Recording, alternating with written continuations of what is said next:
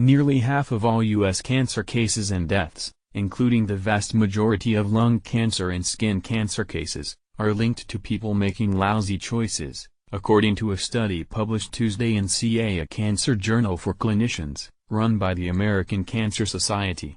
Cigarette smoking, alone, accounted for 30% of all cancer deaths included in the study. About 42% of cancer cases could have been prevented, the authors stated, by effective preventive strategies, such as excise taxes on cigarettes to reduce smoking and vaccinations against HPV and HBV infections.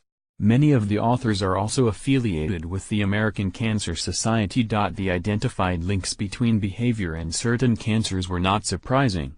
Smoking was linked to 81% of lung cancers, as well as a majority of 2 other cancers of the respiratory tract. And almost all the skin cancers in the study were associated with exposure to radiation that comes from the sun or a tanning booth. Being overweight, drinking alcohol, eating an unhealthy diet and not exercising, when combined, could be associated with nearly 1/4 of all cancer cases in women. This combo was associated with only 13% of men's cancer cases. The study used data about cancer cases and deaths for American adults over the age of 30 gathered from the Centers for Disease Control and Prevention and the National Cancer Institute. According to the CDC, 21.1 million Americans have been diagnosed with cancer at some point in their lives. It is the second most common cause of death in America. 595,930 people died of a cancer in 2016.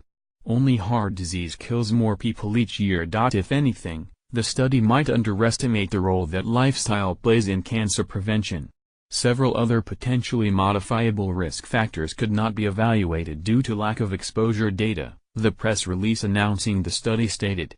Previous studies have claimed up to 90% of cancer could be attributed to lifestyle and environmental factors. Of course, shaming people for smoking, being overweight or for spending an afternoon in the sun is probably not going to be an effective public health strategy.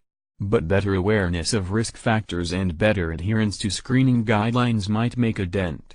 Only 4% of smokers, either current or former, are getting the recommended lung cancer screening, according to 2015 data cited in the paper.